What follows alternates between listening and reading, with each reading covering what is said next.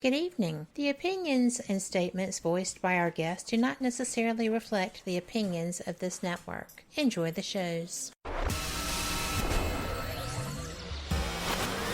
You are listening to WBHM Digital Broadcasting, Birmingham, Alabama.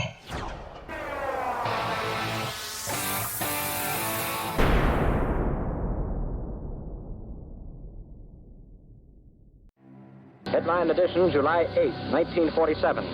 The Army Air Forces has announced that a flying disc has been found and is now in the possession of the Army.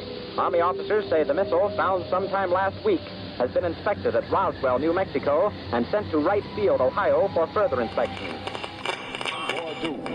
Now, historic films made in the spring of 1948 and just released show Eniwetok preparing for heavily guarded and still largely secret tests of new atomic weapons. The test's purpose is to measure atomic effects on thousands of different materials, 30,000 tons of them, not, as at Bikini, to prove military effectiveness.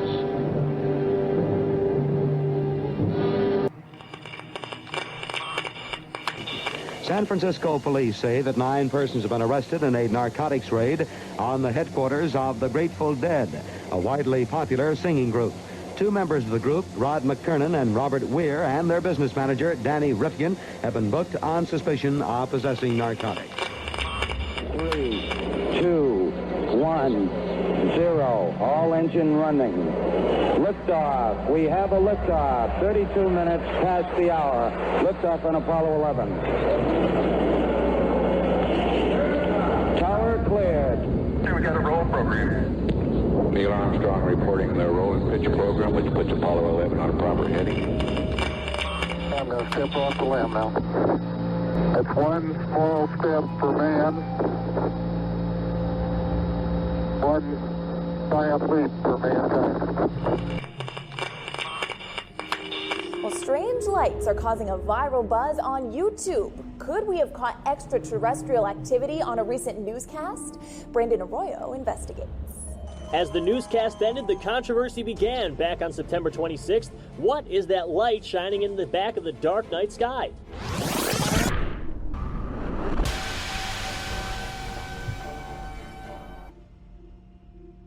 With coverage reaching all the way back to 1948, for over 70 years, Fate magazine has brought you reports of the strange and unknown, all of them true.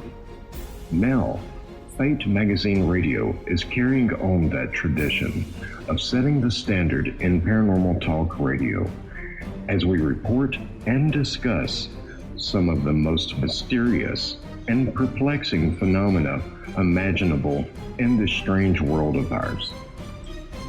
Now, here is your host of Fate Magazine Radio, Kat Hobson.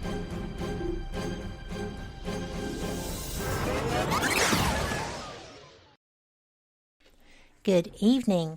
Welcome to Fate Magazine Radio here on WBHM Digital Broadcasting out of Birmingham, Alabama. I am Kat Hobson, your host, or as my friend says, the voice of Fate. And we are the online voice of Fate Magazine. I cherish that. I think that you are going to so enjoy tonight's show. But before I get started, I want to let you know that if you're listening online, and of course you are, but if you're listening to us live, you can get into chat in various places. You can go into fatemag.com, the Fate Magazine website, and you'll see the Fate Radio page. Just click there and you can listen and get into our chat. Or you can go to WBHM-DB.com and just click on the show image, and you'll be listening and chatting away with everyone. So it'll be great. You'll enjoy it too. We've got great chat rooms. So our guest tonight is John Russell. He is a psychic. He has been for over 50 years. He is a paranormal investigator as well. He's had experiences there. And I am excited to tell you that he has written just an absolutely wonderful book. And it's gorgeous, by the way. But the book is Writing with Ghosts, Angels, and the Spirits of the Dead. And he shares a lot of fantastic information and experiences. And he is, he's kind of partial to his bike. And I would be too. So, John, thank you so much for joining us tonight. I am glad to have you here. Kat, it's a pleasure. I really appreciate you having me on. Appreciate all the listeners, and appreciate the comments about the book. It was just a delight to write the book. The experiences, as you know, were really phenomenal to have, really meaningful, and I knew the book would reach a lot of people and touch a lot of people, and it's been doing that, and that makes me happy.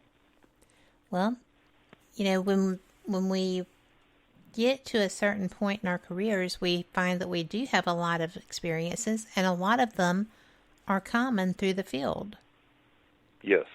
Different characters, but the same experience. Right. And exactly. I think that is pretty neat that you were able to share these things. And I mean, I have had some intense experiences that didn't quite freak me out, but were pretty close. Right. And I'm very lucky that I've been able to go places like and get those. First of all, when you were young, and because you're not that much past 50, so you've been a psychic for 50 years, a working psychic. Right. How I'm did 66. Yes. How did you actually, for the listeners, how did you actually get to awareness? Oh, that's a good question and an interesting question. There's two very good stories that go along with that that explained how my gift opened up for me and the other side opened up for me. When I was roughly about 5 years old, I had gone to bed. I was sound asleep, and my parents had put a night light in the hallway so that I had a night light out the bedroom door there. I could see down into the hallway if I woke up at night, whatever. And so I was sound asleep, and all of a sudden, I was totally, completely wide awake. I just, boom, and no grogginess, no anything, just wide awake. And I thought, well, this is weird. And I raised up on my elbows in bed and kind of just looked around my room like, why am I awake? Did I hear something? What's going on? And in the night light's glow from down the hallway, there was this elderly black gentleman peering around the corner of the doorframe. So I screamed bloody murder because we were a white family. We didn't even have any black friends at the time, I don't think. And we certainly didn't have anyone black living with us, so I presumed an intruder had gotten into the house. And as I screamed, the old man walked around the doorway, through the doorway into the hall, started walking toward the bedroom, toward my bedroom, and then stopped. And I remember him to this day. I can describe him. He had close-cropped white hair. He was wearing a red flannel shirt, khaki pants, had on black shoes, a black belt, and he just stood there looking at me. His look was not menacing. His demeanor was not menacing. But again, it was like, who is this guy and what in the world is he doing in our hallway? And I screamed again, bloody murder, and my parents began to come running then. And as they were running into the bedroom, the guy began to vanish like a mist from his feet all the way up to his head, almost like the Cheshire Cat. And then his head vanished last, and this bemused look never left his face. He was kind of like, why is this crazy white boy screaming at me? And my parents ran in and turned on the lights and everything. I told them there's somebody in the house. And they said, no, you just had a bad dream. I said, no, there's somebody in the house. And I was so insistent and so frightened that my dad actually went through the entire house, checked all the doors and windows, which, of course, were all locked and nothing was broken or anything. He looked in the closets, he looked under the beds, and, of course, nobody there in the flesh. And they said, oh, you've just had a nightmare. You just had a bad dream. And I knew better, Kat. I knew I had seen my first ghost. Right. And so they, get back to sleep. Everything's okay.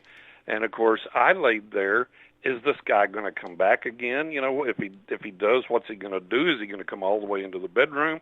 Is he going to talk to me? Is he going to ask me something weird, or what in the world is going on here? So it took me forever to go back to sleep, and of course, for days and nights after that, I was looking over my shoulder all the time. And that guy came just to open up the portal to the other side. And as I've mentioned, I've had way over 800 paranormal experiences now. And these are real experiences. These are sometimes experienced by other people. These things happen on the physical realm, and we've even managed to videotape them, record them, audio tape them, so on and so forth, and other people have witnessed them.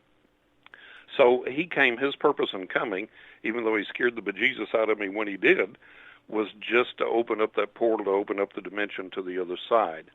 And I don't know if concurrent with that my psychic gift awakened with that, but very shortly after that, I became aware that I could read people's minds. I could see what was going to happen for them, foretell their future. I knew when they were lying. I knew when they were telling the truth. And one really interesting then outgrowth of this appearance, this awakening that I got, was I was playing out in the backyard. I guess maybe I was around 6 by then. And so I was playing out in the backyard, and this car pulled in the driveway with this man and woman in it that I didn't recognize. So I ran inside, and I got my mom and dad, and I said, hey, there's some people just pulling the driveway. And so they walked back outside with me, and it's like, oh, that's our friend so-and-so. I was like, oh, okay. So they come up, and they start talking with my mom and dad there on the back sidewalk leading up to the back porch, and I'm standing around kind of eavesdropping, you know, like kids will do. And I looked at the people, and I said, you just came back from a vacation. And I said, you took that car that's sitting in the driveway, and you drove, and you have kids. You have a boy and you have a girl. You don't have them with you now, but you took them on vacation in that car with you. And you drove to this hotel that looked like this. It was 2 stories, and the windows were configured like this. And it had these trees in front that looked like this. And in the back there was this blue pool area with a swimming pool and everything. And the guy was kind of like, okay, I don't know what's going on. I'm going to pretend I'm not even here. And his wife was looking at me like I had cobras growing out of my forehead. And the more I talked, the bigger her eyes got. And she looked over at my mother and she said, how the heck could he possibly know this? And my mother was like, oh, yeah, you know, boys will be boys, you know, they'll say. And she goes, no, you don't understand. She goes, that's what we've come over to tell you about, was the vacation we've just been on. My parents didn't even know that these people had been on vacation, and they were coming to tell my parents, hey, look at this great trip we just took, and tell them about that. And she said, we took that car, we took our kids, our boy and our girl, and we stayed at a hotel that matched the description exactly that John gave. Again, how the heck could he possibly know that?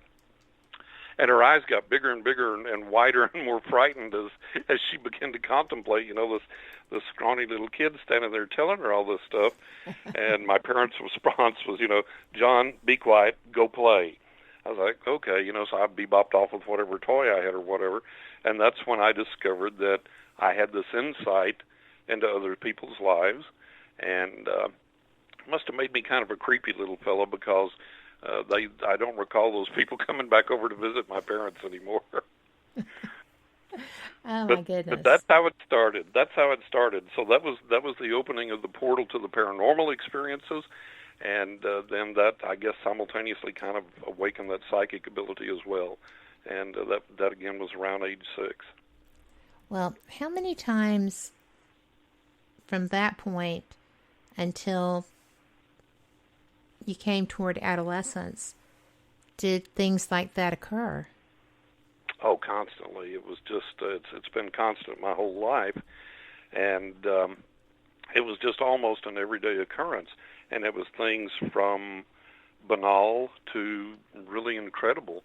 And I remember, like, one of the experiences I had when I was a little bit older, I was, when my parents had bought the house and had moved in, my mother had my dad pour these concrete sidewalks all around the outside of the house, and then made some flower beds and things with concrete curbs. And we'd press our hands in the wet cement, and she would inscribe little, faith, hope, and charity, things like that in the concrete and everything.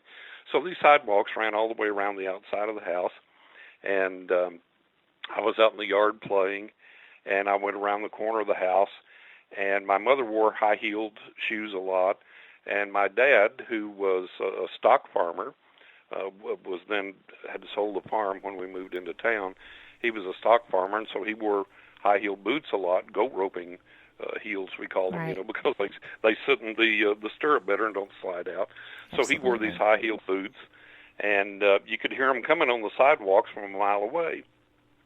So I'm out there playing, and from around the corner of the house, I hear these hard-soled shoes come walking up the sidewalk toward where I'm at, around the corner of the house. And I said, aha, it's either my mom or my dad, and they're out here walking around, either coming to find me or tell me to come in or whatever. One of them's going to go to the store or whatever. So I'll hide right here by the house, the corner of the house, and then when the footsteps get right here, I'll jump out and I'll just give them the fright of their lives. So I'm all hunkered down there, and I'm just giggling and just oh boy, this is going to be so much fun. I'm just going to scare them to death. And the footsteps get right to the corner of the house, and I jump out to yell boo, and there's not a single soul there. And I'm like, wow, okay, all right. No doubt. And so I look around the backyard, and of course it's totally empty, and there's no place anybody could have gone or have run to or have hidden or anything. It was a very open space there where the sound of the footsteps were. So I said, well, okay, all right. So I went back to my play, and here the footsteps came again. And I said, okay, this time I'm going to get whoever's doing this. So I waited till the footsteps were just, the person literally had to be turning the corner of the house on the sidewalk, and I jumped out, and the footsteps fell silent, and again, not a soul there in the flesh. So these kinds of things went on forever as I was growing up, and into my adolescence, then into adulthood. And even my mother was a believer, and she encouraged my psychic gift. My father was, maybe he was a closet believer, but he didn't really want to have anything to do with it. It kind of scared him, or kind of put him off a little bit. But even he would experience these things. We would be out working in the yard, or well, they would be working in the yard doing yard work, and I'd be playing, goofing around, and we would all hear the footsteps on the sidewalks. And the first time I was out there with my mom and dad, and it happened, my dad threw down his tool, his hoe or rake or shovel, whatever he had. And he was a tough old guy. He owned a bar. He was a stock farmer and owned a bar and had been in bar brawls, so he was a tough old guy. So he throws his tool down. He's like, who the heck is this trespassing on our property here? I'm going to find out what's going on. And my mom and I looked at each other and laughed because we knew he wasn't going to find anybody. And finally, he just searches the whole place out and nothing there. And he comes back and hear the footsteps start up again. And we're like, hear that, Dad? Hear that, Dad? Hear that, Dad? And he's like, ah. And he moves over to another part of the yard away from us. It's like, I'm not going to deal with it. So. Oh, that's funny. Yeah, we had all of these things going on, constantly. And the only time I have ever been scared was the time when the guy in the hallway awakened me, and that's the only time I've ever been frightened. Now, I've been startled if the house is locked up and you're home by yourself and you're the only one there, and maybe the alarm's even on, so nobody's gotten in or anything. You turn around, somebody's standing there in the flesh, and then disappears. You go, oh, okay. But you're startled when you first see them, But I've never really truly been scared again in any of the circumstances I've been in. Or with any of the experiences I've had. And there have been, like I say, there have been a ton of them. There have been so many. Well, I think that's a pretty great track record. That it is, yeah. Because it's so awkward sometimes when you see anybody standing in your house. But we have to take our very first break. And okay. I am really enjoying this conversation. I cannot wait to get on with it, and I know that our listeners are as well. And we will be right back after this. Thank y'all so much for being with us. We'll be right back.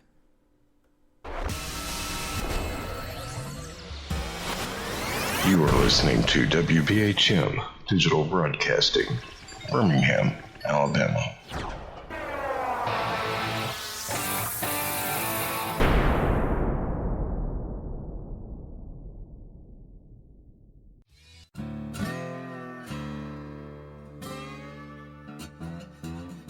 Oh, come on. I'm Southern, but...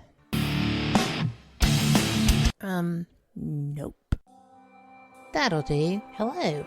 I am Kat Hobson, host of Paranormal Experience here on WBHM Digital Broadcasting out of Birmingham, Alabama. I enjoy having guests from all areas of the paranormal, from ghosts to ufology to cryptids and beyond. You'll find some of the best researchers in their fields bringing you some great information. Join me on Wednesday nights from 8 to 10 p. Eastern here on WBHM Digital Broadcasting.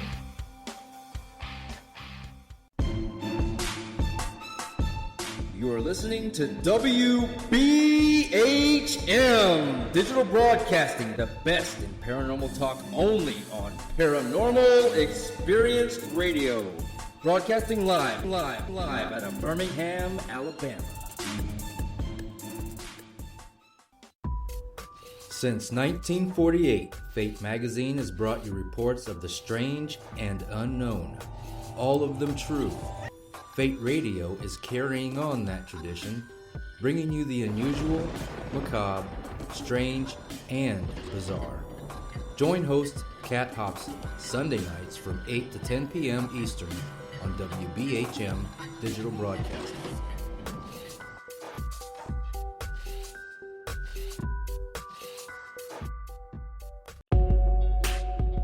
You are listening to WBHM Digital Broadcasting, the best in paranormal talk, only on Paranormal Experience Radio, broadcasting live out of Birmingham, Alabama.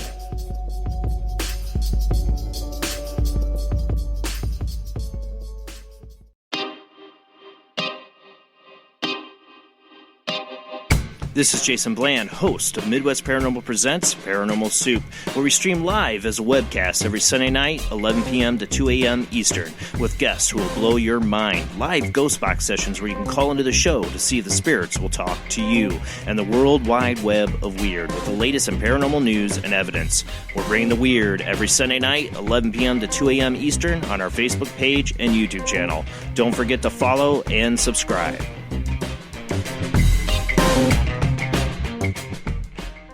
Thank you for listening to WBHM Digital Broadcasting out of Birmingham, Alabama. The time is 23 minutes after the hour. Hello there. Welcome back to Fate Mag Radio, the online voice of Fate Magazine. And I am so glad you're here because we are having a great conversation with John Russell, who is, he's a psychic. He has done paranormal investigation. He is a new author, relatively new. And his book is Writing with Ghosts, Angels, and the Spirits of the Dead. And I think, A, it's a great title, because that's what you do. And B, it's a beautiful cover. If you hit Amazon, you can find it, and it is great. And I am telling you that there are some really neat endorsements, and he's been on Coast to Coast recently. He got a 5-star review from Readers' Favorites. He was listed on Amazon bestsellers in 4 categories, which I think is astounding. He reached number 1 on Amazon Hot New Releases in 2 categories. He is longlisted for the Santa Fe Writers Project Literary Awards, and he has 5-star reviews on Amazon. He's endorsed by Uri Geller, and I'm going to tell you that I also know that he is endorsed by Phyllis Gowdy of Fate magazine. She has given him great reviews. And so I'm impressed by that, because first book out of the chute, and you've got all these neat things happening. That's got to just be mind-blowing. It is. It's a blessing. It's just, my main focus in getting the book out there was like, these stories have to be told. And I know they're going to touch lives if I can get them into the hands of the readers. I know they're going to touch lives, that people are going to enjoy this. They're going to learn from it. They're going to have some good experiences from it. And then to see the early success it has. The book was published in September of this year, so only a couple of months down the road now. and to see the success that it's had, and to get the endorsements and the reviews that it's had, really means the world to me. It's just really great, and the readers are enjoying it. The reader reviews on Amazon, people are really kind, really sweet, really saying great things about the book, and it's beyond anything I could have hoped for. It's really marvelous. Well, I think it's because your book is. Bless your so, heart. Just going to put that out there. I appreciate it. And I wanted to, I wanted to let people know that you have two websites. One is www.writingwithghosts.net. The other is www.johnrussell.net. And, I had some problems because I wasn't getting the links hot, but that's fixed. So you can hit anything on there. Also, you do scheduled readings, so people can book with you for your readings there too, right? Yeah, that's correct. On the psychic site, which is johnrussell.net, the information is there about my credentials. I have over 80 client testimonials there.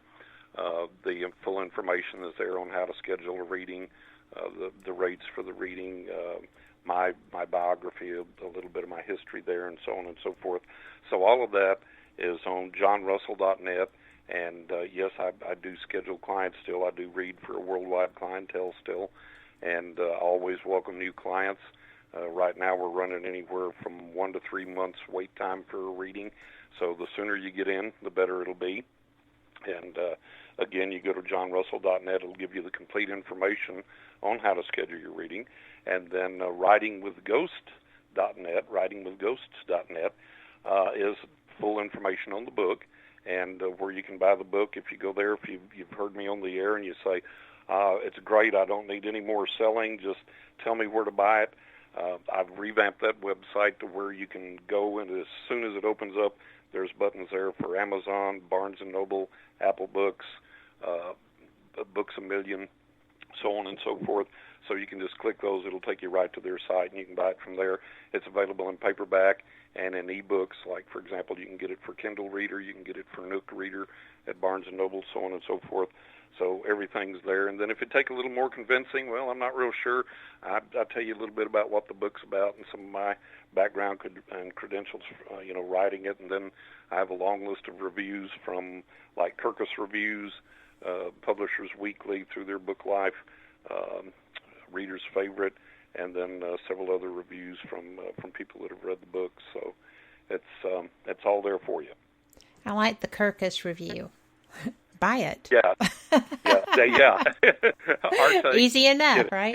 Yeah. I was like, wow, that's great. That's really neat. So yeah, I like that. And then it goes down. They had a little section there on the website where my Kirkus Review is, and they have the full review. And then when you click on the book cover, they have a little short, our recommendation, get it. And so that's what I quote up front there. And then further down on the page, there's the full Kirkus Review and the review from the Publishers Weekly Book Life, and so on and so forth, and a ton from a bunch of other good folk on there, including our beloved Phyllis Caldy. Yes, absolutely. And she was so fun when she knew that you were coming on. She was like, "Oh, he is such a delight." And I hope bless her heart. Cool. I hope so. She's great. She's a lot of fun to talk to, I'll tell you. She's oh, my goodness. And she is a warrior. Good heavens. Yes, she is a strong woman.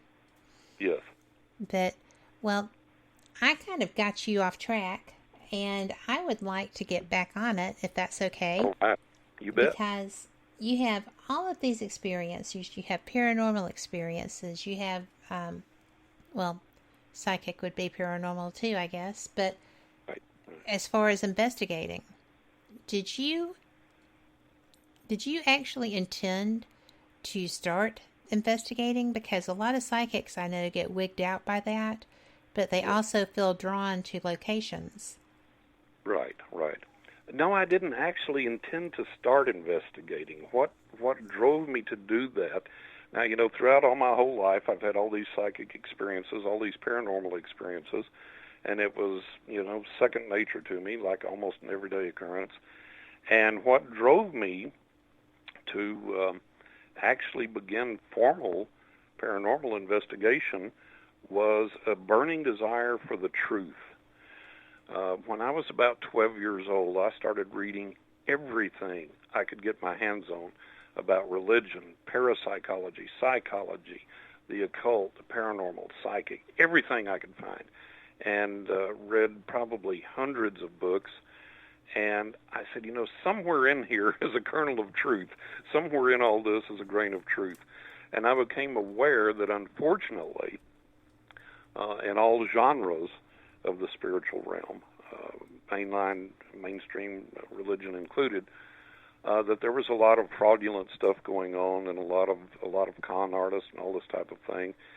And even if people weren't deliberately conning people or whatever, a lot of people were just really ignorant or misguided, or they had read something and said, okay, well, this is the way it must be.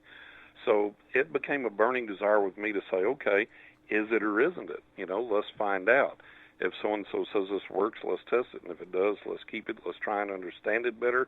Let's apply it to our lives and make our lives better. If it doesn't work, toss it out. Get rid of it. Don't hang on to something that doesn't work.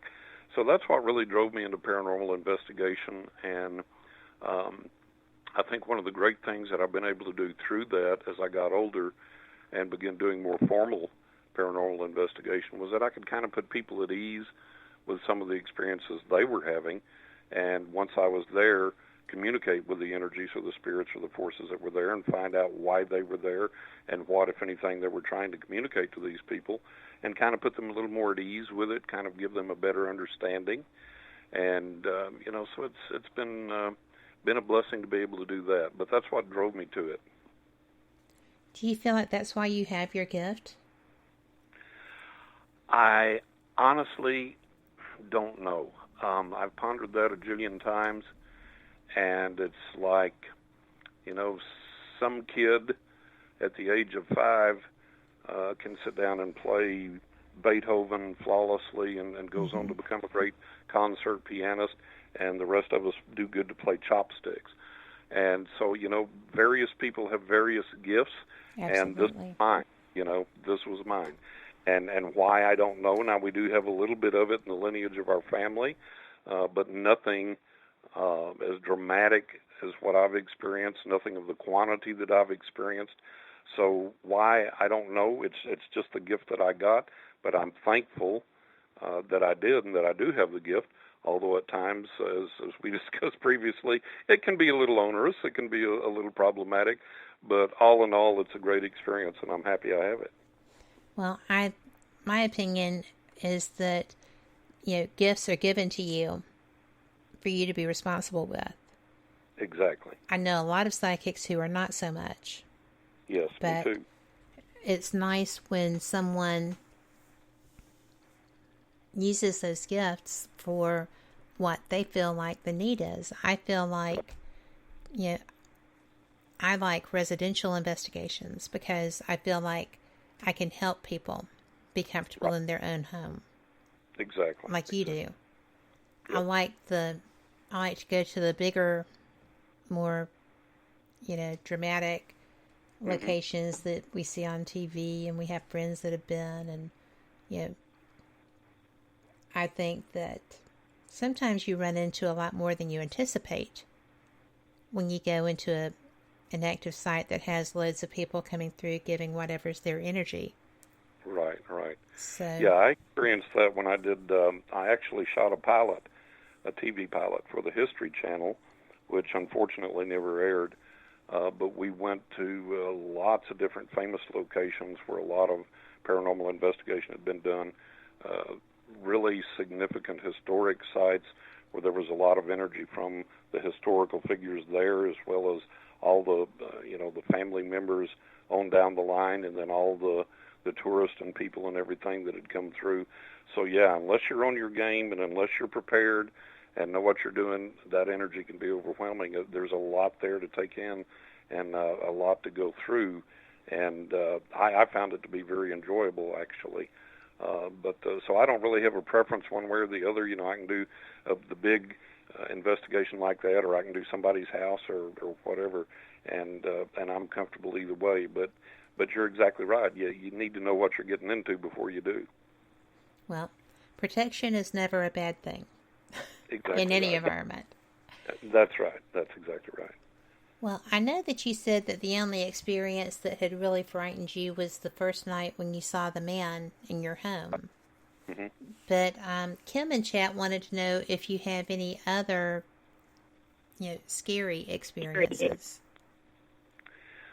Nothing that I would really describe as scary. I think, I grew up a pretty brave guy. I became a pretty brave guy just normally, physically, psychologically, mentally, emotionally. And the more experience I gained with the supernatural, with the paranormal, the more comfortable I became with it. And I don't really have anything that I could point to and I could say, well, this scared me or made me really uneasy or I didn't want to deal with it or whatever. I've never really had that. So out of all these experiences I've had, and there have been a lot of them, there hasn't been anything like that. And it's like I told the TV crew when we were shooting the pilot, I said, listen, guys, whatever happens, and I'm a portal and a magnet for this stuff, and you'll go, yeah, whatever, and then you'll see stuff moving on its own and all these things happening, which did indeed happen. And I told him, I said, you keep that camera going. And I said, you stay steady, you don't freak out, you don't run unless I say run. If I say run, you better get out of here as fast as you can because that's going to mean something bad's up. But I said, otherwise you keep that camera going. So, no, I've never really encountered anything that really made me fearful or stressed me out. And I've had a lot of experiences, a lot of strange things, seen a lot of strange things out in nature, and all aspects of the paranormal experiences, and nothing's ever booger-booed me, no. Well, that's a relief, right? If you're being exposed to all these things, it's good that none of them are wigging you out. You live this way constantly. You better be at ease with it. You better be able to handle it. And I can answer one thing that it does. And I've not been scared, but I had the client ask me the other day. They said, "Doesn't this weird you out?" And I said, talking about, interacting with people and seeing into their lives and being able to predict their futures and understanding what they're going through and so on and so forth. And they said, doesn't that just get too heavy? Doesn't it weird you out? And I said, no, it really doesn't. And I said, well, I have to correct that in a small degree. I said, when I was younger and I would go out to eat at restaurants, I would tune in on everybody and I'd know what everybody was going through and blah, blah, blah and all this, and it didn't really bother me. And I said, now that I've gotten older, there's times with my wife and I will be eating out, and the energies will be so strong in the restaurant from everybody that I'll look at my wife and I'll go, it's getting a tad heavy in here. But I can handle it, but it's a little burdensome, but not frightening. But that's about the only thing that ever gets a little itchy, so to speak. Well, because that's actually a violation of you. Yeah, it is. By that, because even though I know that they know that we know they're there, but it's for them to let you, to infringe to the point that you're feeling and aware of them is, it's kind of rude. So. I've never really put up any barriers there. I've always been open and receptive to whatever energy or to whoever wants to come through from the other side. And so that... well, but there are some times that are less opportune than others. Well, yeah, but then I just don't tell people what I'm experiencing or going through. I just keep it to myself and say, okay, guys, we'll hash this out later. So cool. Well, Kim said that since you didn't get scared, okay, but she was interested because she spends a lot of time hiking. She is a cryptid researcher and just has all kinds of things that she can look at because she lives in Wisconsin. But she was curious about, you mentioned things in nature. Mm-hmm. What is an example of strange things in nature that you've experienced? Oh, my Lord. Let me tell you this one, and this is actually in the book, and I won't be giving the book away, and it's only a a little small portion from the book. But one of the things that I saw that really intrigued me the most, freaked me out the most, however you want to say it, I was on a nature hike through one of the state parks here, because I've loved being out in nature and being out in the wilderness ever since I was a kid. If I could get out, the farther I could get out away from everybody in the wilderness, happier I was, and I'm still that way. So I would take the bike and ride 200-300 miles in a day and visit several state parks, hike 6, 7, 8 miles through them. And on this one trail early in the morning, the thing that really struck me odd was that there was absolutely no wind at all. And since moving to Florida, it amazed me to learn that Florida is one of the windiest states in the blooming nation. And I mean, it would be like on clear days with no storms close, no hurricanes close, blue skies, the wind would be fierce enough to nearly rip me off the bike if I wasn't just holding on with everything I had. I was like, my goodness, it's windy here. So I get to this state park, and I'm noticing as I'm riding, I was like, wow, there's no wind today. It's like completely still. This is really unusual, because we don't have that many still days here when there's not wind. And so as I'm walking this nature trail, we have saw palmetto here, and a little small type of palm. You know what saw palmetto is. I do. And so there was a clump of saw palmetto up on the left-hand side of the trail as I'm walking forward, and this little frond was 2-3 feet high, a little small, just a new young plant growing out there in the wilderness, in the forest. And it's waving back and forth on a perfectly straight arc, and it's swinging back and forth like, in a 2-3 foot arc, and just and really going fast. I mean, like if it was a metronome, we're probably looking at 120 beats a minute, 160 beats, something like that.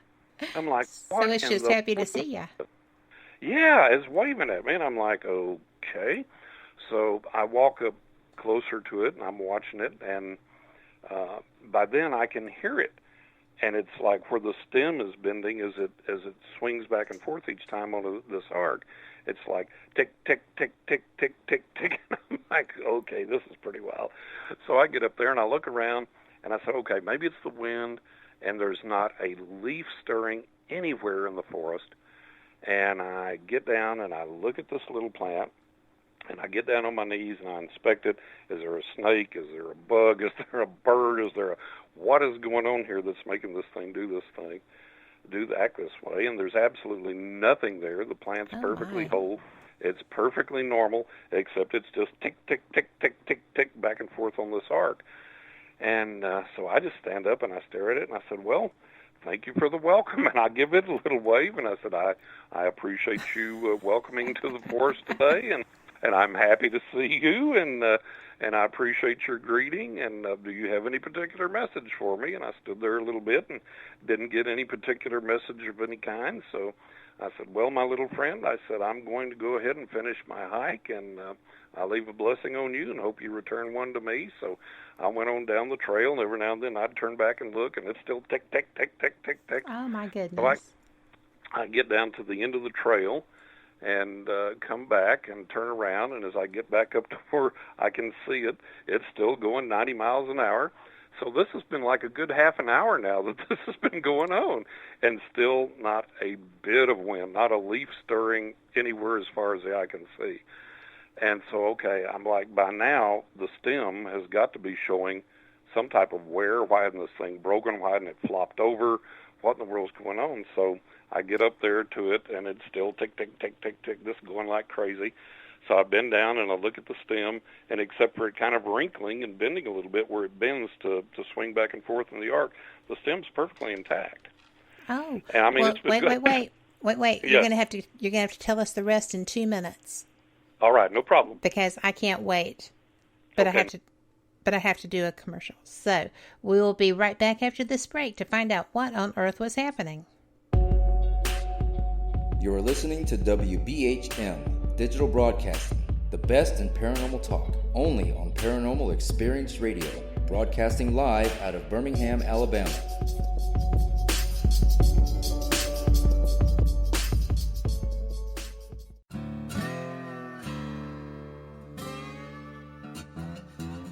Oh, come on. I'm Southern, but...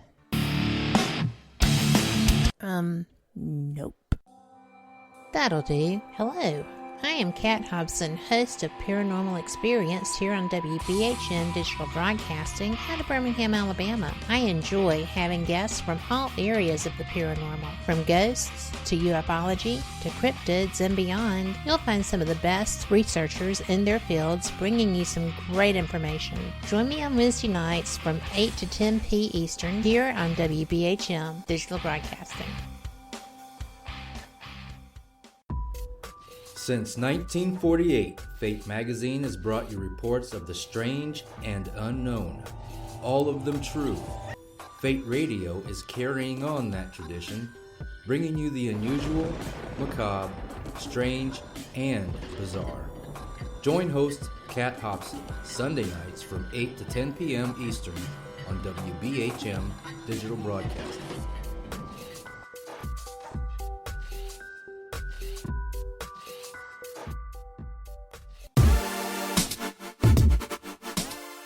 Listening to WBHM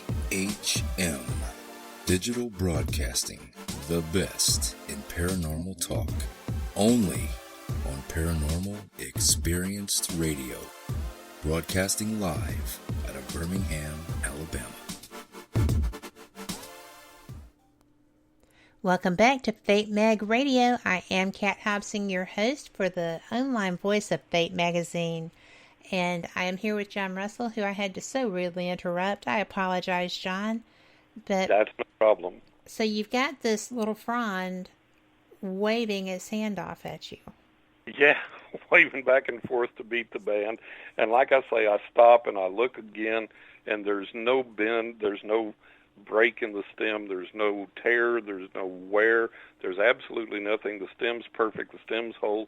Again, there's not a speck of wind anywhere as far as the eye can see, and this little frond's still just going 90 miles an hour back and forth, tick, tick, tick, tick, tick, tick. So I said, okay. I said, well, guys, and I always talk to the guys in nature, and I've got my guys on the other side, the retinue of spirits and things that follow me, protect me, help me, and guide me and give me information. I said, well, guys, I really appreciate this, and Little Plant, I appreciate you, and I've enjoyed the experience, and I appreciate you welcoming me with your wave, and I leave you with a blessing, and I'm going to go get on my bike and get on the road and get some more adventures in. And as I walked to the bike, I looked back periodically, and it was still going 90 miles an hour without stopping. And that's in the book. And then after that, there's some experiences, which I won't say. The readers can get the book and read it. After that, some even more incredible stuff happened. And I should mention, I guess, that this was in response to, I had read that there was a noted crop circle researcher, and I don't remember who it was, but it was a noted crop circle researcher, and he had done this experiment. He said, well, if these things are legitimate, and if they are caused by some type of spirit or being or intelligence or force or whatever, you should be able to communicate with that being or intelligence or force. So he proposed that he would conduct this experiment, and outside his office window there was a patch of grass. And so he reached out to these entities, these intelligences, the best he could, and he said, whoever is responsible for these things, make this pattern, and I don't remember what it was, whether it was a triangle or a rectangle, whatever it was, but he came up with a specific pattern, and he said, make it in this patch of grass over here by my office window where I can see it, like within a week's time or whatever it was, I can't remember. So anyways, lo and behold, he's looking out the office window one day, and there's the pattern that he asked for in that patch of grass. So this made a huge impact on me, and one morning I had scheduled a day off for myself and planned to spend the day riding and going to the state parks, which is what I did. And I sat on my lanai, and I addressed the crop circle intelligences, and I said, if you can hear me, if you can respond to me, then, I want such and such a type of sign or whatever. And then the first thing that I got was the waving palm frond. And then from there on, several other signs that were really unusual, really bizarre, and some of them related very specifically to grass. And so that gave me an idea that, okay, the sky's onto something, that there are intelligences out there behind these things that we can talk to, communicate with, and they can give us signs or communicate with us or talk to us. So all those are in the book, and that follows the little palm frond. That was the introduction there, and then it goes on from there and gets even better. Well, I think that is fascinating because I actually, one of my favorite guests I ever had when I very first started was Nancy Talbot, who is a crop circle researcher. And she had been working with a young man in Belgium who knew when crop circles were being created. Oh, wow. And so, I mean, it's happened so many times, and, the media know, the government knows. So if Robert says there's a crop circle that's going to be da-da-da-da-da-da, then people go, right? Because it's going to be there, yeah, absolutely. Yeah. And so it was just amazing, and I learned a lot just from reading her research. It was just astounding to me. And little things like, the formation of the joints, after it happens, you can tell what's man-made and what's not. Yeah, it's what's just been changed, and yeah. I mean, like they've been in a microwave. Exactly, yeah. And, they just steam. So, versus when they get, stomped and broken. But did you have... I'm trying to not give away anything in your book. We've got paranormal experiences. I know, but I wanted to ask about this. You said that there were further details that occurred. Right. Did you have specific experiences that made you feel that these were not earthbound entities creating them? It's real hard to determine whether you would say that they were earthbound entities or entities from space or another dimension. It was real hard for me to try and connect with that, but everything felt, up to a point, everything felt very close to Earth energies. Like everything, or not everything, but most of the things happened in the forest, in the woods. And again, there were a couple of very specific grass-specific incidents when I made that request. And then the culmination of that day was that evening, to cap everything off. There was an experience which I could only describe as celestial.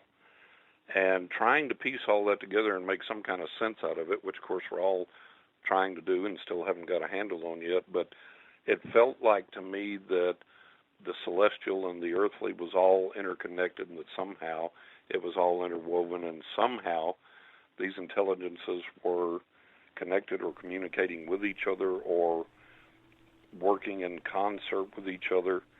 And so it seemed like a joint effort, I guess.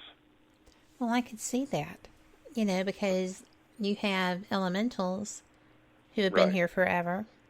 Oh, sure. And you have alien beings of different types also have been here forever. Why wouldn't they have a relationship? True, exactly true. And one of the things that I want to do, one of the things I can mention that will really freak you out here.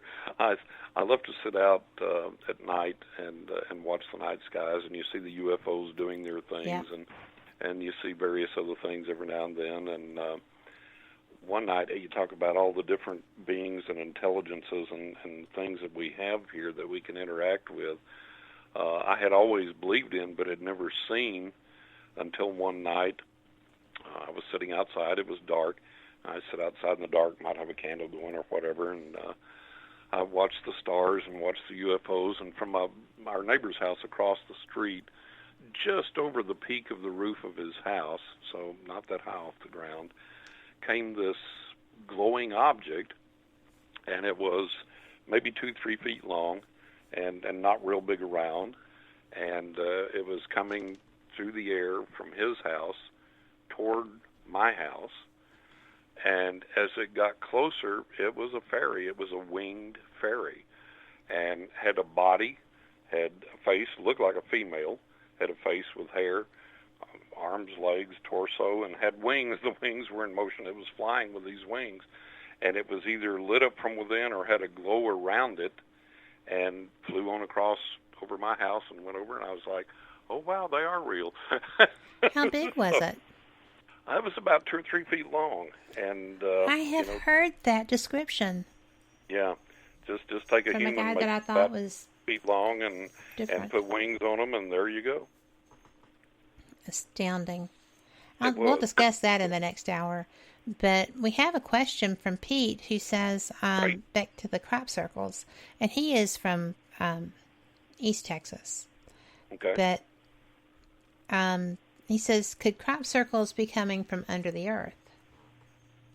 You know, that's another theory that's a great possibility. And we have to consider, the earth goddess. We have to consider the intelligence of the earth itself. There is, there could be some communication from within the earth or from underneath the earth.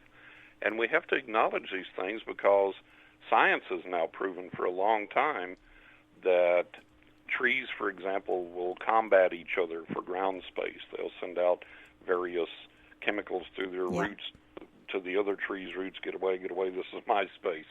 And science has also conducted experiments and shown that if you take a plant or fruits or vegetables or whatever and hook them up to some type of meter that will register responses from them, that you can bring a flame toward a leaf and the plant goes crazy. Don't burn me, don't burn me.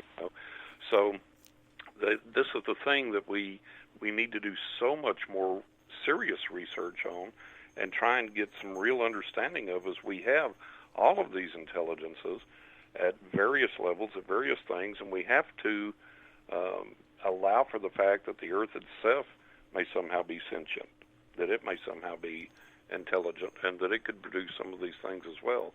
So there may be several layers here of production in these paranormal manifestations. And it would, we need to do a lot more work. We need to have a lot more understanding of this. And I hope that as years go by, we continue to get more well versed in it. And I'm not sure that science is going to have the answer. I'm really not. It takes someone. I mean, you can't go out in the field with your trimeter and talk to a fairy or talk to this or that or the other. A lot of the times you're not going to get any type of measurement or thing. But if you've got a good psychic, a good person that can really be a good paranormal investigator and is in tune with these spirits, then you can go out there and you can communicate with them and you can begin to get some understanding. And unfortunately, it's a long process. I always tell people, you can't make an appointment with a UFO. It'd be fantastic. Stephen Greer, Stephen Greer says you can do a CE5. And but it's been my experience that a lot of the times when you want something the most or need it the most, it's not going to be there. And times that you're not looking for anything or expecting anything, here it comes in abundance. And that's been one of the things that's frustrated researchers forever. And so that's why I think it's essential when we do research, when we go to an area, we go to a place, be there for the long haul.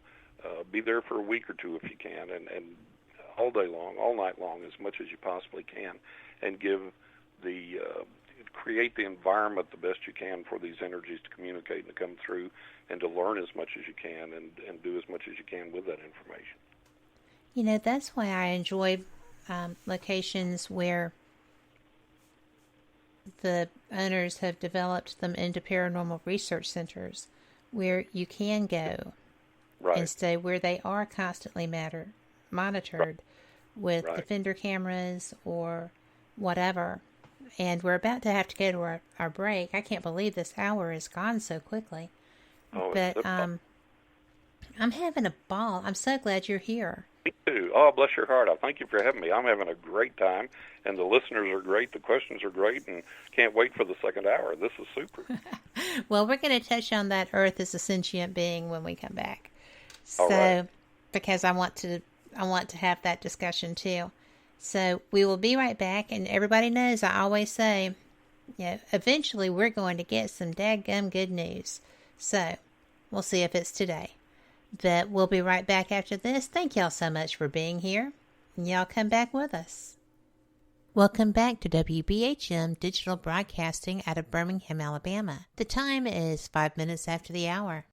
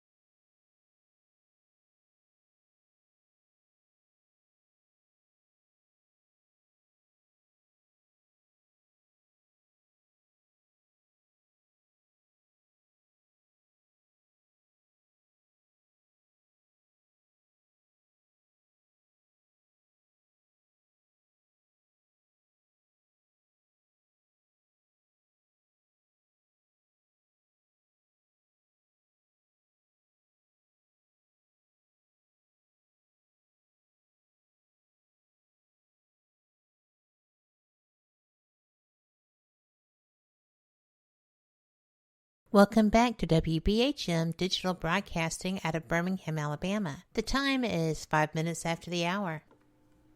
Welcome back to the second hour of Fate Magazine Radio. I am Kat Hobson, your host, and Fate Mag Radio is the online voice of Fate Magazine, and I am thrilled to be. I am called the voice of Fate by my friends, and that's not so bad. If I'm going to have a moniker, I'll take that one. So, my guest tonight is John Russell. John is a very well-known psychic. He has a worldwide clientele.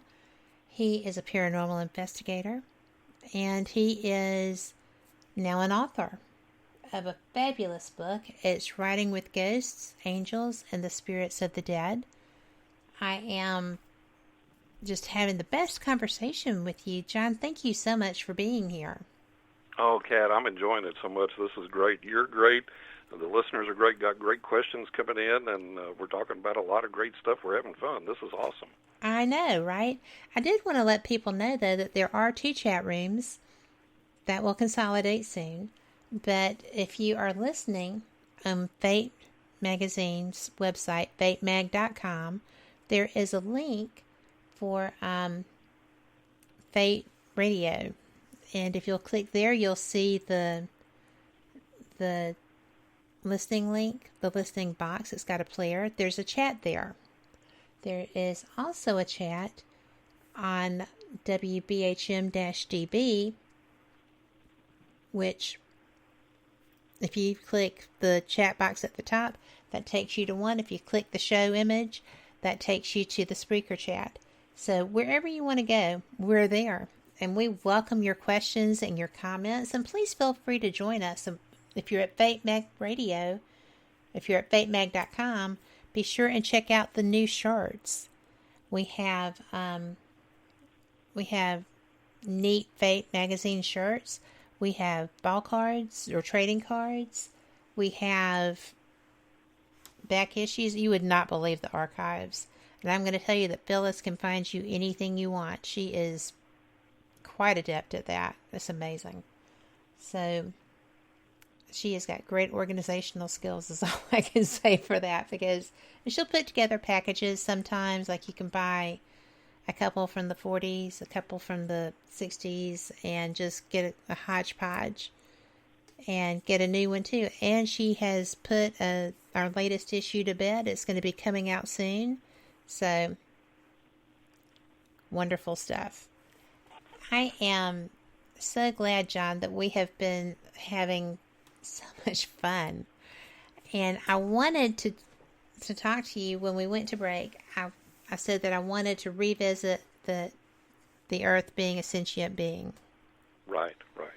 I used to have no qualms about, cutting grass or doing whatever needed to be done to maintain things around the house. Right, cut down tree limbs or whatever, right. Yep. And now I've gotten to where there's actually a bush. I didn't know it was a bush. I thought it was a tree of some sort. And it's actually a flowering bush beside my deck. Yeah. And I have to cut it back from my deck sometimes because I don't want anything climbing up it to get onto my deck. Oh, because sure. I do not care for slithery things. No and kidding.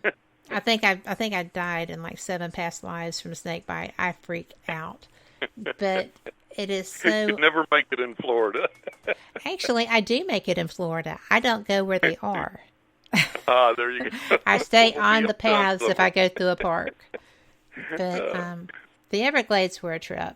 That was, the airboat ride and actually getting to wander in the Everglades was a trip. Right. But, now it bothers me to cut limbs, and I had to have some trees cut away from my house because they were a hazard, and it just slayed me. It absolutely slayed me.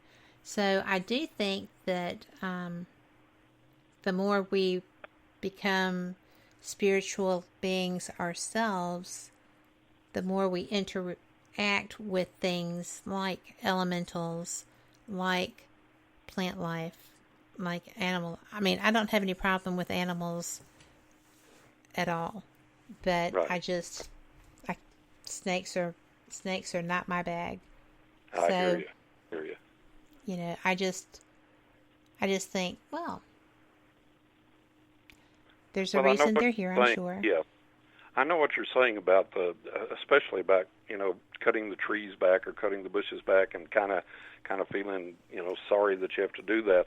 And I get that, because you have to understand that there is some type of intelligence there that does respond to, being harmed or being threatened with harm or whatever. I mean, science has proved that, again, going back to the experience with the plants, and you bring a flame toward the leaf and they register, distress on the meter they had them hook up to or whatever. So we realize that there is an intelligence there. And I think what we have to do at the same time, we have to live. And so I think what we have to do is give our apologies to those intelligences and say, look, I don't want to harm you, but I got to cut this back so far, and hope you understand and hope everything's okay there. And I'll tell you an experience I had through the state park that I was having problems like you are with this. It's like, oh man, like cutting the trees back and doing this. And of course, where I live here in Florida, they're just wholesale wiping out forest, for development, for this and for that. And it's like, good grief. I'd take a ride on my bike, and the next time I went down that road, I'd hardly recognize it because so many trees were gone. And I felt really bad about that. And I mean, I know we have to build things, do things. I get it. I understand. I like a home to live in, too, and all that. But, I mean, it's just we seem so unappreciative, and we seem so wasteful, and we seem so greedy. And I was dealing with that. And I'm a meat eater, and I was dealing with that. I was like, I like meat, but, I mean, God, it's like, but if we don't eat the meat, all these cows multiply out of control, and then da-da-da-da-da, and whatever, and you're wrestling with all of that and dealing with all of that, and these are sentient creatures as well, and so I'm sitting in the state park one day on a bench underneath this giant oak tree, and I'm wrestling with all this and dealing with all this, and just like, God, and this hawk, big red-tailed hawk, flies down and grabs this lizard from in front of me and flies up into the tree and flips it up and chucks it down, eats that rascal down with relish. Yes. And he looks at me and he goes, whoop. And in that chirp and that little voice that he gave to me, because he locked eyes with me when he did it, was the communication of all the knowledge there is that we can obtain so far about this. And it was like, look, man, it's just the way it is, It hurts, it's painful, it's we wish it could be different, we try and make, but this is how it is, I go down, I grab the lizard wants to live, he wants to go out, but I'm grabbing him, I eat him, I got to live, and hey, man, here it is. And I was like, oh, wow. This is not the best answer, but it's an honest answer, and it came directly from nature.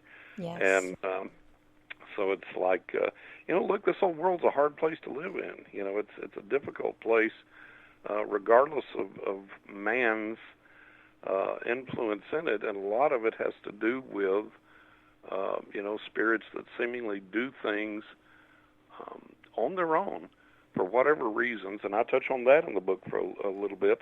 And one of the concepts is storms being sentient or being intelligent. And that's something that I became aware of when I began to research it after my own experience with the possibility of intelligent storms, that Native Americans had similar beliefs, that they believed storms were either intelligent in and of themselves or directed by intelligences. And so you get into all of this, and you think, man, this is, this goes way deeper than we understand here. So for all the knowledge that we get, we're still just kind of muddling around in the dark with a little bitty candle, hoping the flame doesn't go out, and going, okay, let me get what light I can here, and let me do what good I can here. And, and then you fight the forces of greed while you're doing that, and all this other stuff going on. So we just have to be positive. We have to do the best we can. We have to seek for the light and ask for the light. And we can't look at what's behind us and things that we've lost and mourn that and let it cripple us. We have to keep moving forward and moving toward the light and moving toward the good and doing all the good that we can. And when we think we're not making a difference, we are. Well, I agree. And, something that really got to me was that I have squirrels all around me. And one of my dogs, my oldest dog, when she was a puppy, came and got me to come and rescue a mother squirrel and her baby that were trapped in a tree by a cat. Right. I mean, my lab was having an absolute fit. And I couldn't figure out what was wrong. So I finally followed her out the door, and I saw the squirrels with the cat fixing to jump up in there. Yep. And she would have gotten the mother squirrel. Yep. Because the mother was coming down to distract her to protect the baby. I don't know why they think that works. It doesn't. But, but I picked up a broom and I went around and I ran the cat off and I looked at the mother. I said, you're going to have to do better. Yep. You know where to go. This is not where you're supposed to go. So,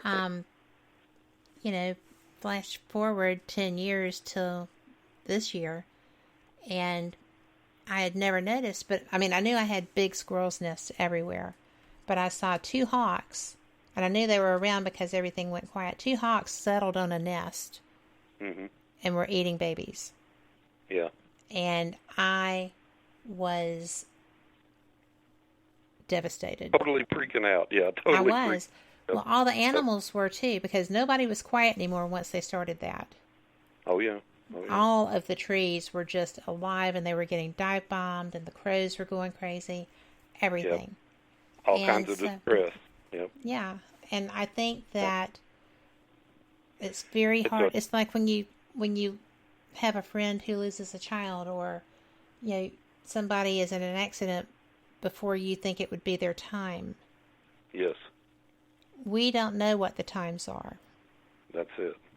And so we have to. Nature exhibit this compassion and this need. And I remember I have a relationship with a murder of crows here, and I've watched some of them have babies and grow up into the adolescence and become adults, and it's been a real interesting relationship. And a crow is one of my totem animals, and so this one very young crow had died. I don't know why it had died, and I found it dead out on my driveway, and the other crows were like up on the power line and up on the post and in the trees and everything, cawing and wreaking havoc and making all kinds of raucous noise. And I came out and I found the little dead crow there on the driveway, and I looked up at them and I said, I'm not going to harm it. I'm not going to desecrate it or disrespect it. I'm going to take it and I'm going to bury it in a place of honor so that it'll be taken care of and that it won't lay out here and predators come and get it or whatever. And I did that, and they got quiet, and I went and buried it, and they went on their way, and that was it. But they were mourning that crow, and they were telling me, hey, man, come and do something about this. Right. And so, nature knows, and they do. And the sad thing is that, there is the food chain, unfortunately, and in this food chain, the guys on the bottom are complaining and moaning and weeping and mourning, and the next guy up the chain, he's like, well, I'm fed, and then something comes after him, and that family weeps and mourns and complains, and it's a rough system. It's a difficult system. Well, and it's something that, before we started getting our food from refrigerated storage and stuff, and, out of cans instead of gardens and all the rest of it, we understood that better. Yeah, we live close to the earth, and if you wanted meat, you went and killed it, and you dressed it, you butchered it, and you used the hide, and you made a coat or a rug or a vest or whatever.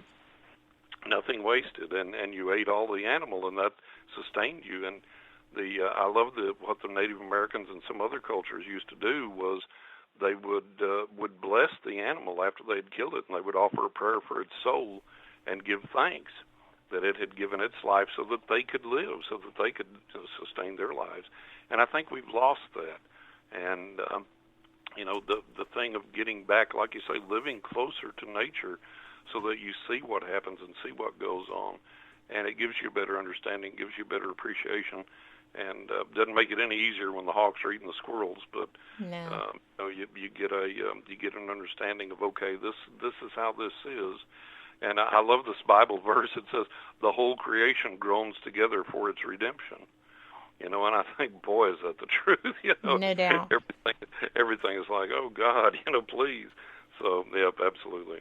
Well, the only saving grace that came out of that experience that morning was that Kylie is now blind, and she didn't see it. Right. And I know that sounds crazy, but she builds relationships. She chases squirrels. Before she lost her sight, they would, drive her crazy. They'd be on the top of the fence and tease her and taunt her, and yeah.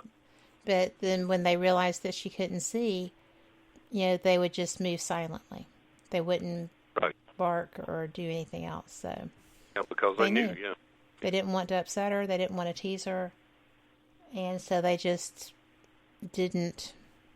And I think that might have been harder for her. Yeah. So. Yep. And we talk about, things in nature being sentient, nature itself being sentient. I'm going to extrapolate that to automobiles, to mechanical things, to objects, and say that they possess, if not an intelligence, at least some type of energy or awareness. It's just like people that, I'm 66 now, so people my age will get this. Back in the day, you used to wash your own car, and then you'd wax it, and you'd vacuum it out, and you'd polish the windows and get it all clean and everything and all shiny. And if you had an old beater, which I did most of the time when I was young, and Me it too. and it didn't run all that good. When you washed it and you vacuumed it and you polished it and you cleaned it and the windows were all clean and fresh, I'll be darned if the car didn't actually run better for several days afterward. Absolutely. Everything loves being taken care of. Everything loves being taken care of. That's exactly it. Everything loves being taken care of. But and wait, I think we lost that. Mm-hmm. I think so too. And we're going to talk about that when we come back because we were talking about it pre-show too. But y'all, thank you so much. I'm sorry we have to take these breaks, but we will be right back. Y'all come back too.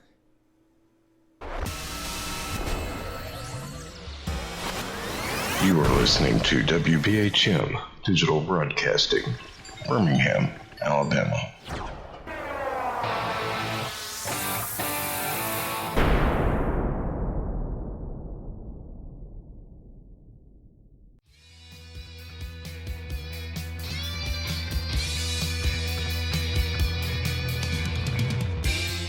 Paratalk Radio is your one-stop for all things paranormal, the unknown, and the supernatural. Join us every Monday night at 8 p.m. Eastern, 7 p.m. Central for discussions and guests on topics such as ghosts, hauntings, Bigfoot, UFOs, and more. This broadcast is rated M for mature and intended for listeners over 16 on paratalkradio.com.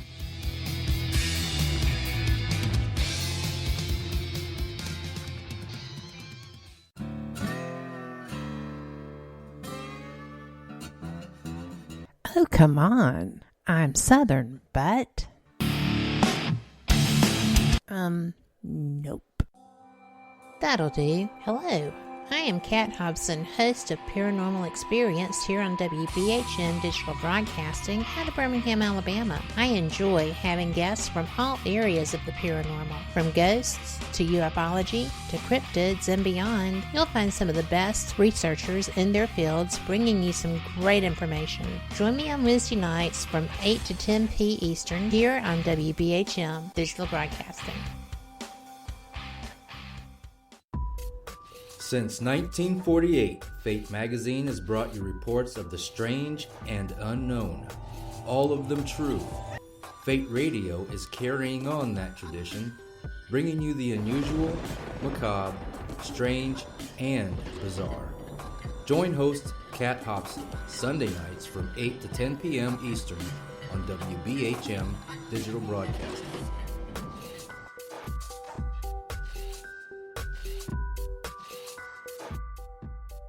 Thank you for listening to WBHM Digital Broadcasting out of Birmingham, Alabama.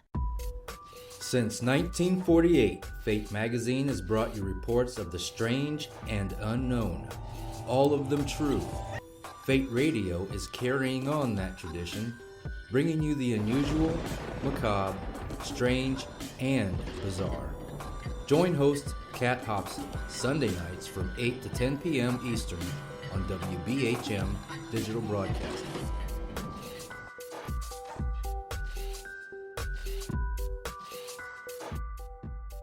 The time is 23 minutes after the hour. Welcome back to Fate Mag Radio. I am so glad you're here because this is such a great show. And not only that, I just found out that the Steelers are 10-0 and they play on Thanksgiving. I didn't know we were still allowed to do that. I thought we would be banned from the universe. But okay, let's do it.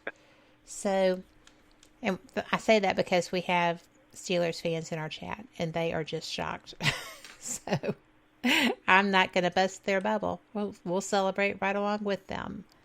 So, we were talking about animals in the earth being sentient and even mechanical things appearing to respond to positive treatment. I do know that they do not respond well to you kicking them. That's the truth. So that is a fact. Yes, and, absolutely. You know, or yelling at them. They don't like that. Everything responds better to kindness and compassion. Well, but when they're broken down and you're stranded on the side of the road on Father's Day trying to get to another state to see your dad, it's hard to have that. It's hard to have that.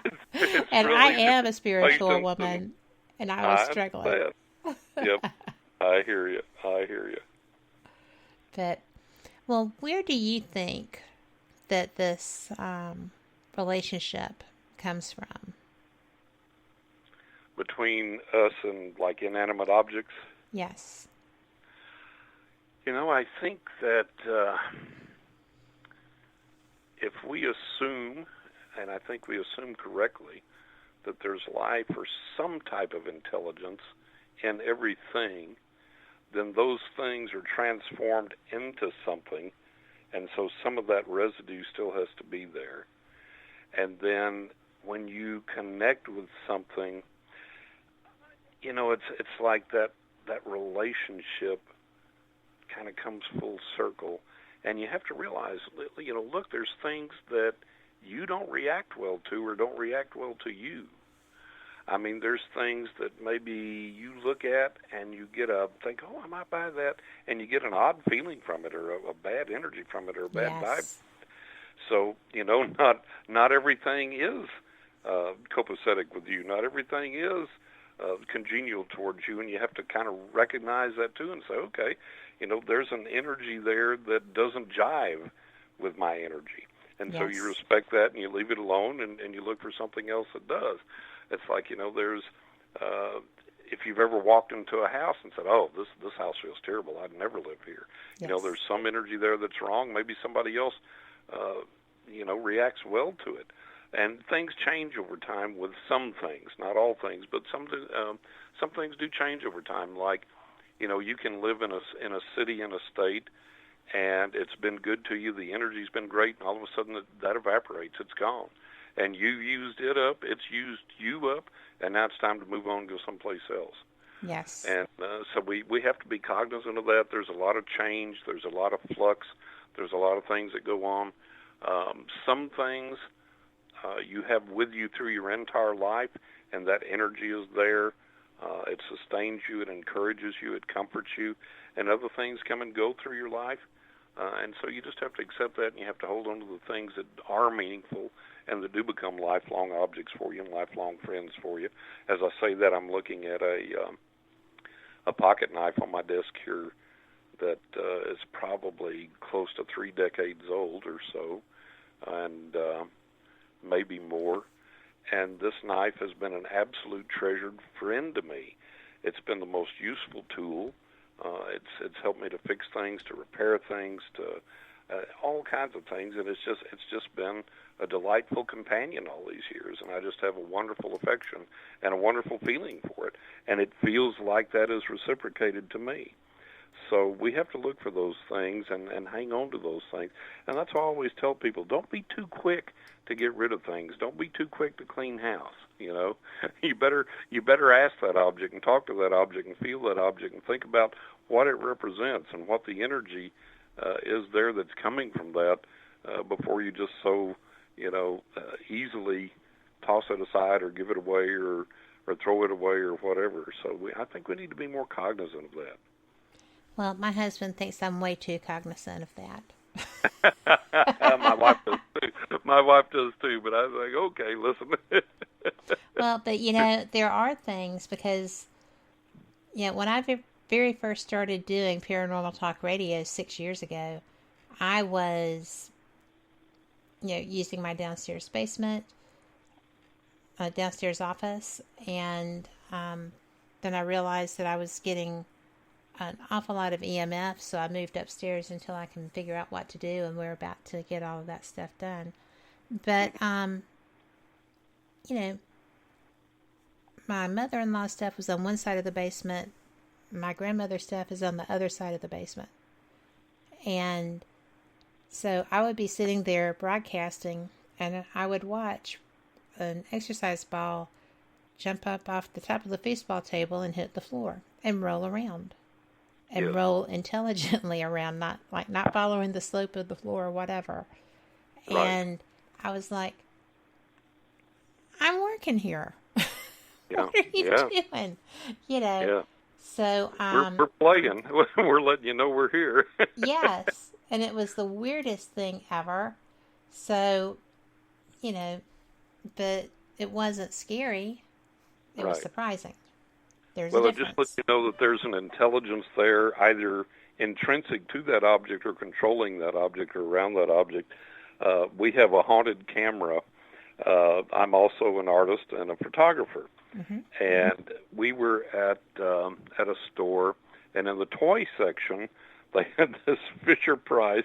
It's about the size of a regular small 35 millimeter camera body, but it's red and it's yellow and it's green and it's blue, and it's this plastic toy camera. And when you press the shutter button, it makes a clicking noise, and there's a little red and green LED lights that go off where the built-in flash would be, right?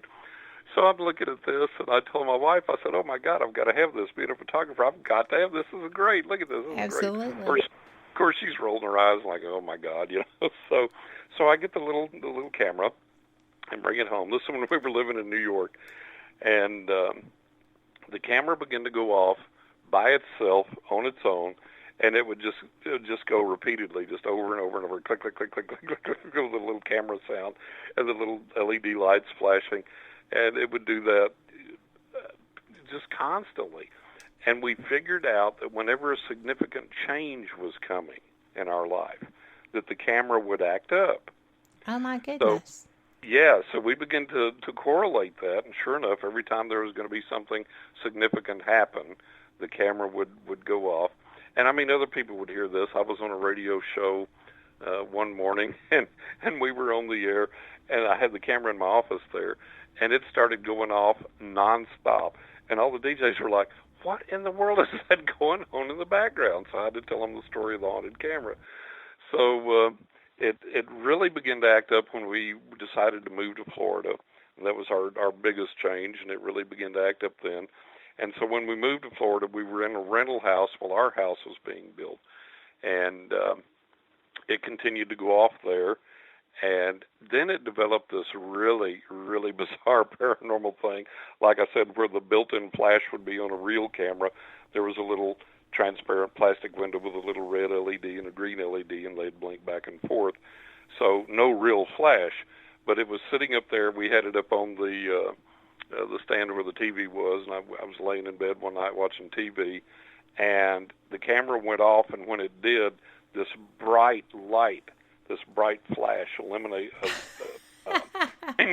came from the camera, just like it had a regular flash on it, which is impossible because it doesn't. And it's just got these little toy red and green LED lights blinking, red and green lights, and this bright flash came out. So we've had this paranormal experience with this camera forever and a day. And then oddly enough, when we moved into our home here and got settled, then it's been quiet ever since. So I guess it was like leading us through all these changes that were coming, and then when we finally got to where it decided we were supposed to be for a while, it's like, okay, I've done my work, and it's been quiet ever since. But I'm just going to rest now. Yeah, I'm going to rest now. I'm going to take it easy. So, yeah, that happens, and so all kinds of interesting things.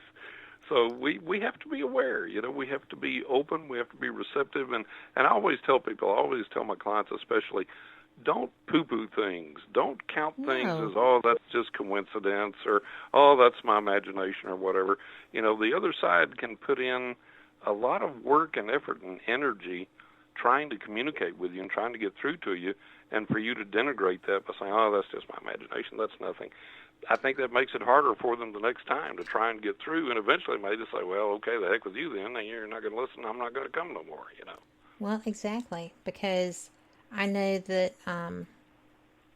the grandmother that I think interacts here the most was a extraordinarily strict Southern Baptist. Right. And, for her to be here was something I had not contemplated. My other grandmother was, New Age before New Age was a thing. Right. So her being here would not be a surprise. Yep. But the other one, I have all of her handmade quilts and her, pictures of my dad when he was a kid and all of his school records she kept it all.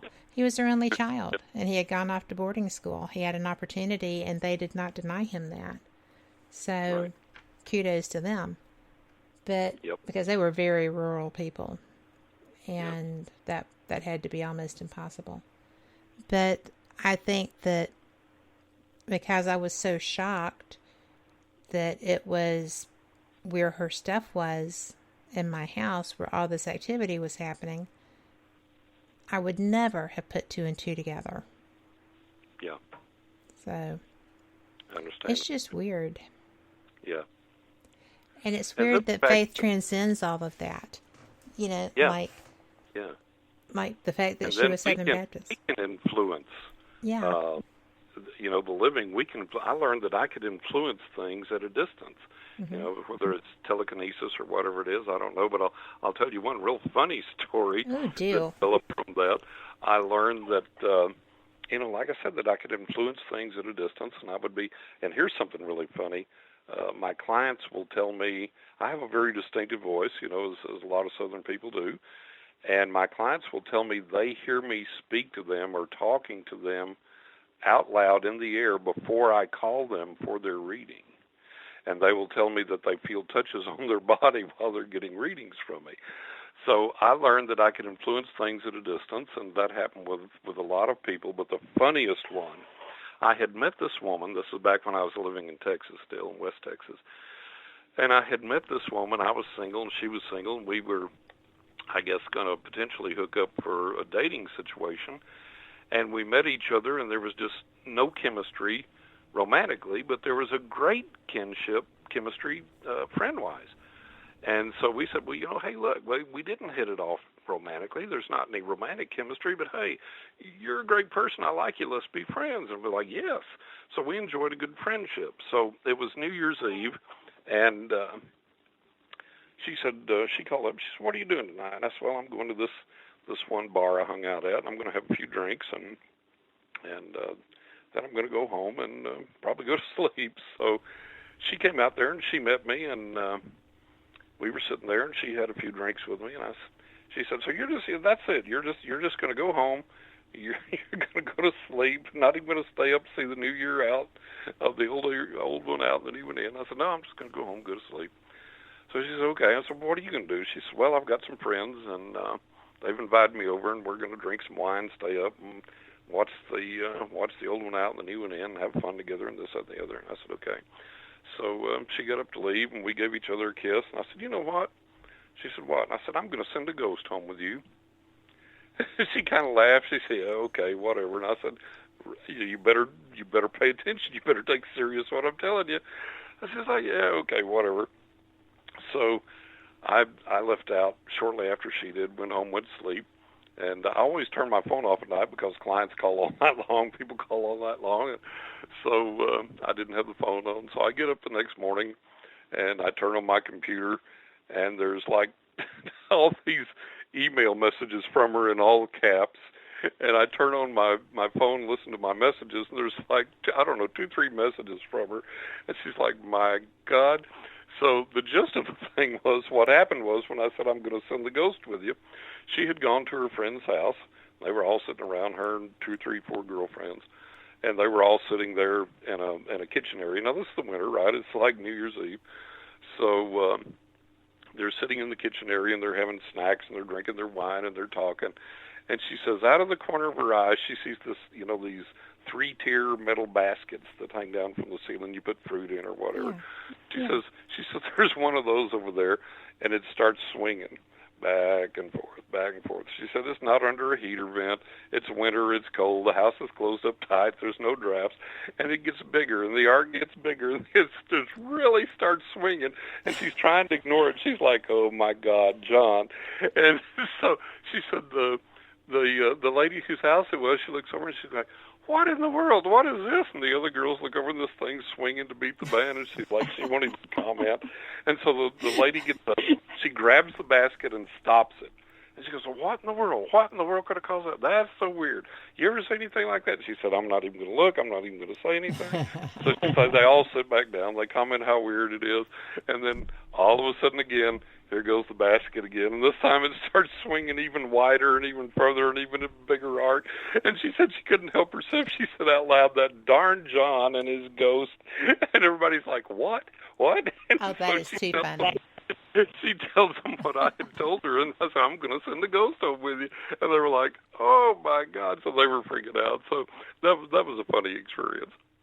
That is hilarious, because that just, no other explanation.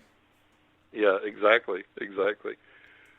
But did you send the ghost home with her just to give her company, or did you send the ghost home with her because you felt something might go awry, or did you send it just for fun? Just to get her goat. That was so successful. In all honesty, just to get her goat. Perfect. That really is perfect. Yeah, it is. Well, was she a paranormal person? She was. She did believe, and she had a few experiences and everything. We discussed it, and but she just wasn't quite sure, that okay, I don't know, this guy can really do this or whatever. And then after that, she was like definitely a believer after that experience. So I'll bet she was. I bet her friends were too. Yeah, they were, and they were like, "What in the world? Who is this John?" So then she had to explain to them then the rest of the night who I was and what I did and all this stuff, and so it was a blast. And of course that backfires too. People are afraid of you. People get scared of you. And I discovered one thing that I could do. Or I don't know that I could do it. It's just something that manifested around me. When I was a young man in my teens, I had a buddy over one day, and I had observed this before, that this happened around me, and I didn't think anything of it. I thought it was normal. And we were in my room. I lived there at home with my parents at the time. We were in my room, and we were getting ready to go out and cruise around in one or the other of our cars. And so we had the radio playing. We'd been listening to music, and I said, "Well, let me get this before we go." And I walked in front of the radio, and it went off the air. It stopped completely. And then I moved, and it came back on. He goes, "What did you just do?" I said, "What do you mean?" And he goes, "What?" He goes, "Stand in front of the radio again." And I did, and it went off the air. And he goes, "Now move." And it came back on. And I said, "But is that normal for everybody?" And he said, "No." And I said, "Well, you come stand here." So he stood there. The radio kept playing. And he moved, and I stood where he was standing, and the radio went off the air. He's like, "Well, that's weird." So he didn't freak out too much about it, but he was just like, "Good grief, John." So we went on about our business. But then in later years, I had a friend of mine, and I was telling him about that, and I said, and I had a little radio there, a little tabletop radio there, and I said, "Here, look at this." And I walked in front of the radio, and it went off the air, completely dead, completely silent. And then I moved, and it came back on. I stood in front of it, and this friend I was staying with at the time had shag carpet in the room, and I ground my feet into the carpet and made footprints. And I said, "Now you come stand in my footprints, stand exactly where I was standing." And he did, and the radio kept playing. And I went back over and stood there, and it went off the air. He literally ran from the house. He literally ran out of the house. Now, we did remain friends. We did remain friends, but he was pretty spooky after that. He was just like, "Oh, okay." So it does have its drawbacks sometimes. It can make it hard to make friends and keep friends. Well, but it's kind of fun. It is. It absolutely is. Well, we have to take our break. So this will be our last one. If you have questions, get them in chat. And if you don't have questions, just enjoy the rest of this conversation because he is awesome. We'll see you on the flip side. You're listening to WBHM Digital Broadcasting, the best in paranormal talk, only on Paranormal Experience Radio, broadcasting live out of Birmingham, Alabama.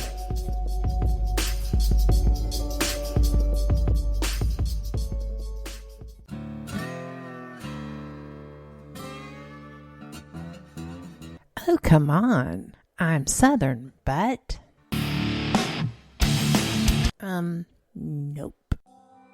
That'll do. Hello, I am Kat Hobson, host of Paranormal Experience here on WBHM Digital Broadcasting out of Birmingham, Alabama. I enjoy having guests from all areas of the paranormal, from ghosts to ufology to cryptids and beyond. You'll find some of the best researchers in their fields bringing you some great information.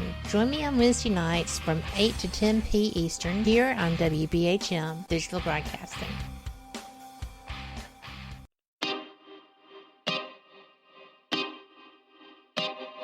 This is Jason Bland, host of Midwest Paranormal Presents Paranormal Soup, where we stream live as a webcast every Sunday night, 11 p.m. to 2 a.m. Eastern, with guests who will blow your mind. Live ghost box sessions where you can call into the show to see if the spirits will talk to you, and the world wide web of weird with the latest in paranormal news and evidence. We're bringing the weird every Sunday night, 11 p.m. to 2 a.m. Eastern on our Facebook page and YouTube channel. Don't forget to follow and subscribe.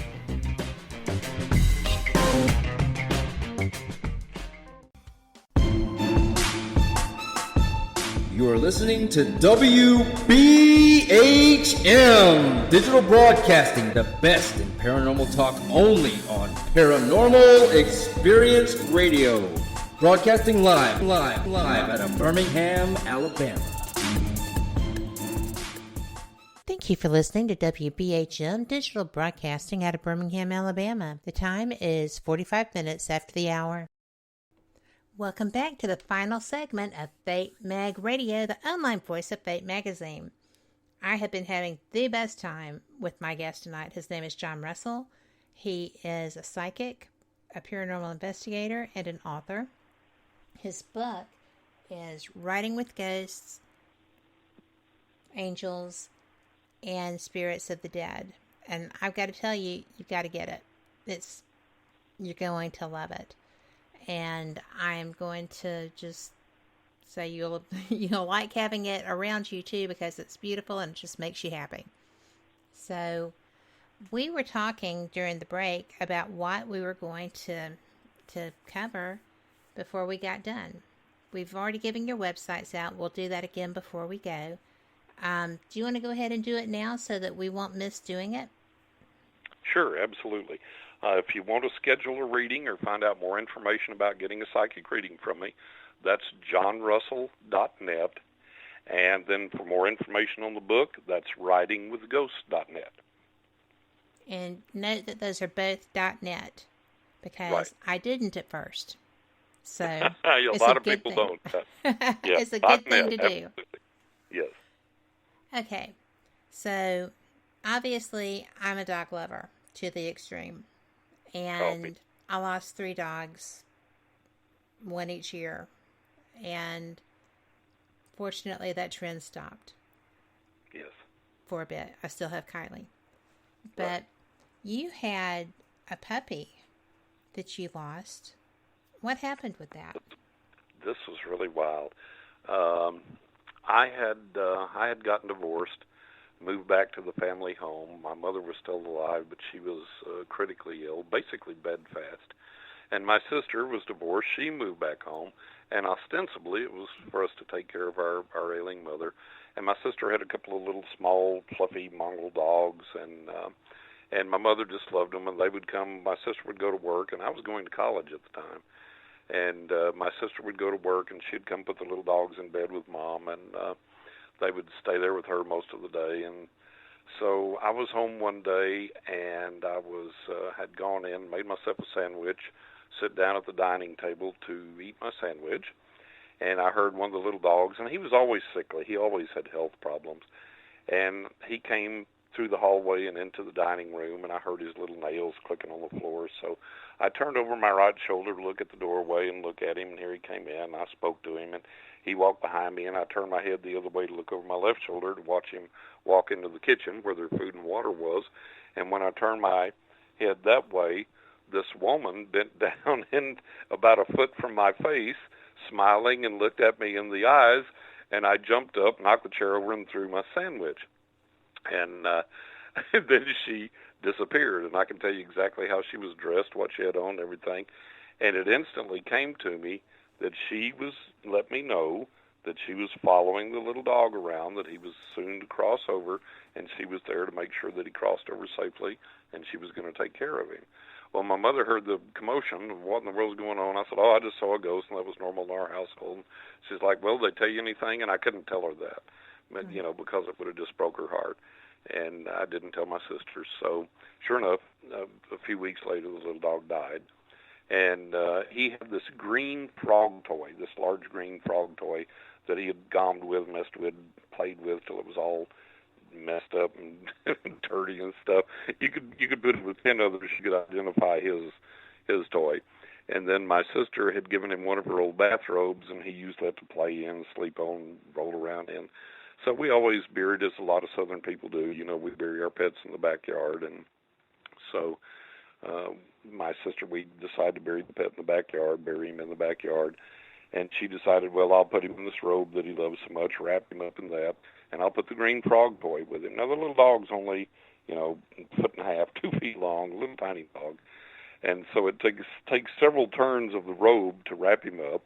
And she puts the frog toy in right against his body and wraps all that up and puts the bundle then in the ground that we dug, in the grave that we dug. So everything's all secure, and there's no, there's like 9 jillion turns of the robe around this dog and the frog toy buried with him and everything. So we bury it and pack the grave in, and about a year goes by, and all the grass has grown back over the grave. You couldn't even tell in that yard where the grave was unless you knew exactly where he was buried. You couldn't tell at all. Everything was just solid lawn again. So I had been out. I used to be a distance runner, and I can't remember. I think I'd been out running or whatever, and I was walking back in and walked up the driveway. And as I'm walking up the driveway, I look over for some reason over where the little dog's grave was, and sitting up on top of the lawn there, on top of his grave, is that green frog toy. And I said, okay, and I rubbed my eyes, and I walked over there, and I look, and sure enough, it's his little green frog toy. The ground is not disturbed. The grass is as pristine as ever. Everything's just like it was. You couldn't tell there was a grave there, but sitting on top of the grass on that grave is that green frog toy. Now, mind you, that's been wrapped up in all these windings of robe and buried with him under all that ground. So I picked it up, and there was an apartment attached to the house that my mother's mother, my grandmother, had built when she lived with us till she died. And then my sister rather, was living in that apartment, and I was in the main house. And so I set this up on the steps leading up to my sister's apartment door, where I knew she'd sleep when she came home. And then I went inside and waited, and I heard her car pull in the driveway, and I heard, "What the?" Oh, my goodness. You're such a brother. She comes running in the house, and she goes, "Did you see this?" I said, "Yeah, I'm the one that put it there." "Where did you get it?" I said, "It was sitting on top of his grave." And so we learned from that they do communicate with us from the other side. The little pets do, the little animals do, or have someone who can facilitate that communication on their behalf. And in my book, I write about 2 beloved pets that I had lost that came back and literally visited me in the flesh after they had crossed over, after they had died. So our pets do survive. They do hang around. Sometimes they do come back. I actually got to touch one and pet one before it disappeared again. And it's just an amazing story, amazing thing. So it does happen. It does happen. I have not gotten to do that, but when my first dog died, it was my first time to actually lose a dog and have to go through the death process and everything. Oh, yeah. That was interesting. Yeah. And I had no idea that this was going to be a thing. But that dog and I were just unbelievable. He was 19. He was a Catahoula leopard dog. Shouldn't have been there that long. And I had a white dog. She was a very petite Grand Pyrenees is what they decided she was. But she was so malnourished and mistreated. We were her 4th home and her only safe one. So she passed away shortly after Max, and then Bernie died the next year. But right before Willow got to where she couldn't get up, all of the dogs were in the dining room. I was in the kitchen, and the foyer's on the other end. It's like a galley kitchen. And I heard dog tags to my right. And I looked and I counted the dogs, and I'm like, oh, there you are. So I just said, hi, Max. I'm glad you're here. And then periodically I would hear that, and I have his collar. It was not with him. And so then I was coming in the door from the deck, and I saw Willow, the white dog, come out of the hallway and dogleg into the kitchen. Oh, cool. But she wasn't white, she was gray. Yeah. But you could still see the hair. Her hair used to be beautiful, blowing. It was so feathery. And I thought, well, I'm so glad you're here, because I feel like I cut that loose too soon. I felt like I should have given it more time. Absolutely. So it bothers me a lot. But and Bernie, you just hear, and we had a little dog show up. I was up in Ohio filming something, and my husband called me and said, there's a dog in the backyard. I said, there better be 3. And he said, no, this is different. This is a new one. And this little dog had just come in our privacy fence. Somehow something was after him. And it was just astounding. David wouldn't let him in because he was so grody and he didn't know anything about him and things.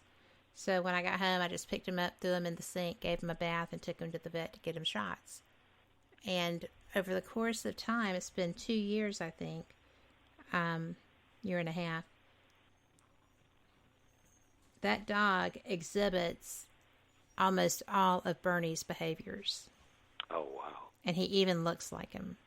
Just so petite. He may have come back. Yeah. I think he did come back. Yeah. And it was just unbelievable. Just unbelievable. Yep. So it is absolutely astounding to me. I have never had a toy come back. Right. But it was amazing. It was really great experience. And like I say, it lets you know, okay, there, we always talk about our loved ones communicating with us and everything else, but it confirms for you that, the pets can too. They will somehow. Yeah, they're our loved ones too, and they will make their presences known. We had 3 cats here that we had more than that, but the 3 cats we had, they had very distinctive behaviors, and one would love to get on these boxes that we had after the move and sleep on the boxes and move from one box to the next, and you could hear all these creaking noises that the boxes make. And then the other cat had this fascination with this water bowl that was metal, had the little rings on the side that used to be like, I guess you put pot holders or lifters or something in. Well, we gave that to her for a water bowl, and she would flip these rings up and down. And then the other cat loved those little plastic Easter eggs and loved to play with them. Well, the cat that was on the boxes, loved the boxes, died first, and we would hear, and the cats would hear her in there climbing around on the boxes after she died. And then when the next cat died that loved to flip the rings on the water bowl, we would be sitting there, and we couldn't put it up for a while. We just left the water bowl out there, and the other cat drank out of it too. And the rings on the water bowl would flip up and down loudly while we were sitting there. So we knew she was communicating with us. And then when the other cat died, we would hear the little plastic Easter eggs batting around the floor. And so we knew he was communicating with us. And then he actually came back physically, that cat, and that's in the book. And he actually came back physically for a visit, which was really astonishing. So it's a lot better than we think it is. It's a lot greater than we can know. It's a wonderful thing, and we need to open up more to it and experience more of it. Well, we do, because it's amazingly comforting. It is. And, I still think that it's so difficult because I had such a hard time with the one, because I was her safe place. Right. But she couldn't stand up anymore. She couldn't get up. Right. And sometimes you have to do what's hard for you that is right for them, and I would never have believed that. I do now. It's so painful, but yeah, you have to realize that, hey, I need to go, get me out of this, It's like, and it's so hard to do because you love them so much and you want them to be around, but, the greater good, and, you have to believe that you're doing the right thing for them. You'll see them on the other side, and I do believe that. And I believe my dad has Max. My dad was a big, woods guy and, tree guy. We always celebrated Arbor Day. That's why I have so much trouble cutting trees. Right. And I think they're just wandering around on a hillside somewhere doing, land maintenance. So. Doing their thing. There you go.